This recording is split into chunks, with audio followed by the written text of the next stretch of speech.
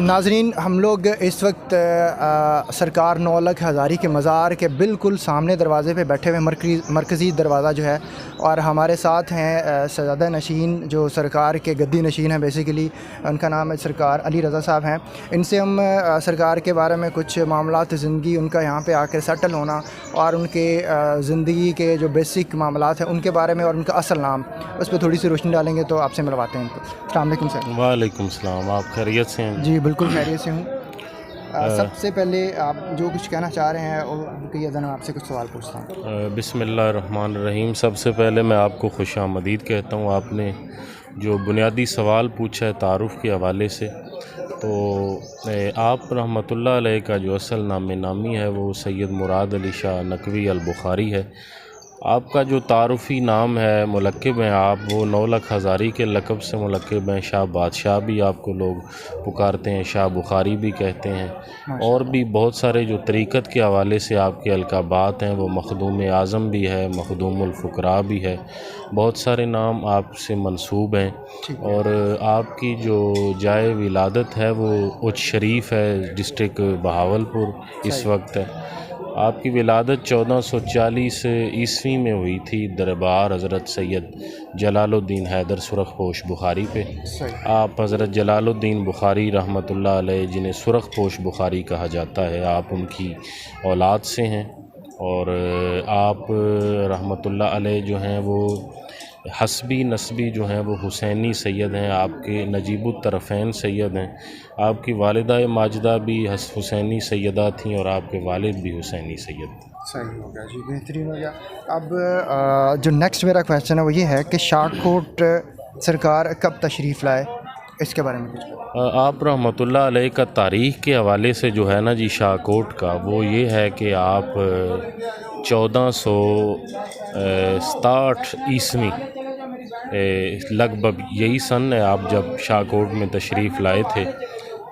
یہ آپ کی تشریف آوری کے متعلق جو سب سے پہلے چیز ہے، اس سے پہلے ماقبل آپ کو میں بیان کرنا ضروری سمجھتا ہوں کہ اس سے ماقبل آپ سرکار جو ہے نا وہ مدینہ منورہ اور دیگر مقامات مقدسہ پہ مکہ مکرمہ میں بھی حاضری دے چکے تھے. اس کے بعد آپ یہاں شاہ کوٹ میں تشریف لائے.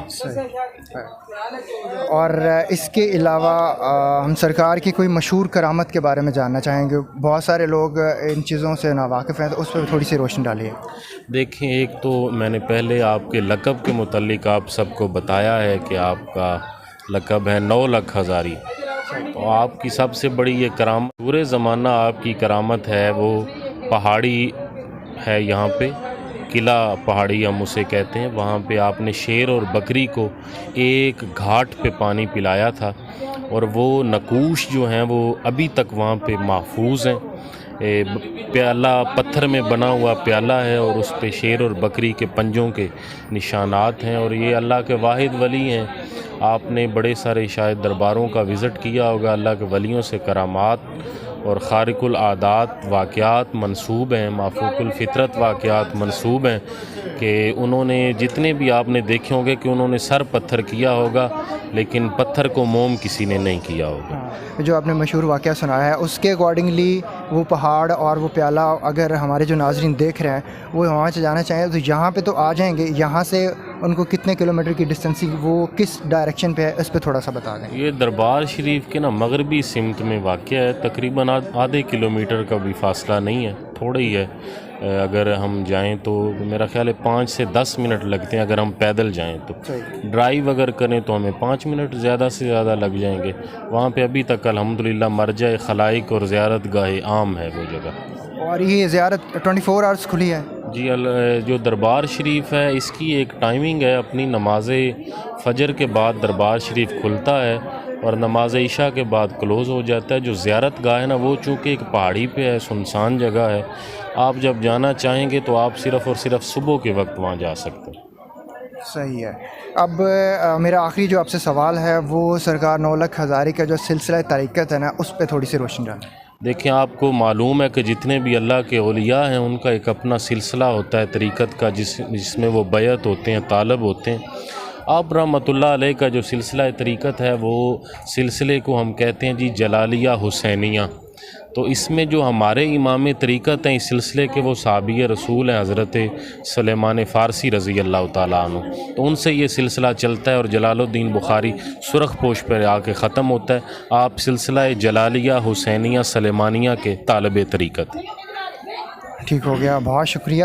اب جو لاسٹ میں آپ سے چیز پوچھنا چاہوں گا وہ یہ ہے کہ آپ کا کوئی خاص پیغام جو یہاں پہ آنے والے جو وزٹرز ہیں یا پھر جو لوگ آپ کو آن لائن دیکھ رہے ہیں ان کو ایک سرکار کی طرف سے جو خاص پیغام ہے اس پہ آپ تھوڑا سا بتائیں۔ دیکھیں عزیز، میں اس حوالے سے یہی کہوں گا کہ لوگ درباروں پہ آتے ہیں کرامات کے حوالے سے، جبکہ درباروں پہ لوگ آتے ہیں منتیں مرادیں مانگنے کے لیے، تو میں بڑا براڈ مائنڈڈ سا آدمی ہوں، میں شریعت اور کا سخت کاربند رہنے والا بندہ ہوں۔ میرا پیغام صرف اور صرف مریدین کو بھی یہی ہوتا ہے، ناظرین اور سامعین کو بھی یہی ہے اب کہ جتنا ہو سکے درباروں سے آ کے آپ سب کا حاصل کریں، شریعت کا حاصل کریں، آپ اللہ تعالیٰ اور اس کے رسول صلی اللہ علیہ وآلہ وسلم کے احکامات کی پیروی کا سبق حاصل کریں۔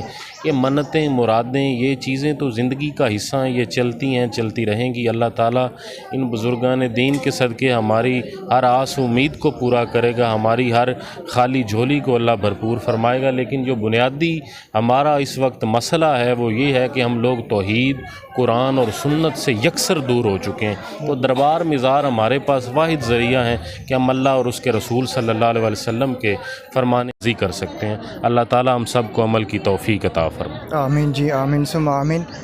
جی ناظرین، آپ نے انٹرویو سنا ہے سرکار علی رضا صاحب کا، اور امید کرتا ہوں آپ کو پسند آیا ہوگا۔ باقی ابھی ہم آپ کو فائنلی جو انہوں نے ایک مشہور ایک واقعہ سنایا تھا پہاڑی کا اور شیر اور بکری کا، جنہوں نے ایک ہی جگہ پہ وہ ایک پیالے میں پانی پیا تھا، ہم اس کی بھی تھوڑی سی وزٹ کرواتے ہیں، وہ تھوڑا سا دکھائیں گے آپ کو۔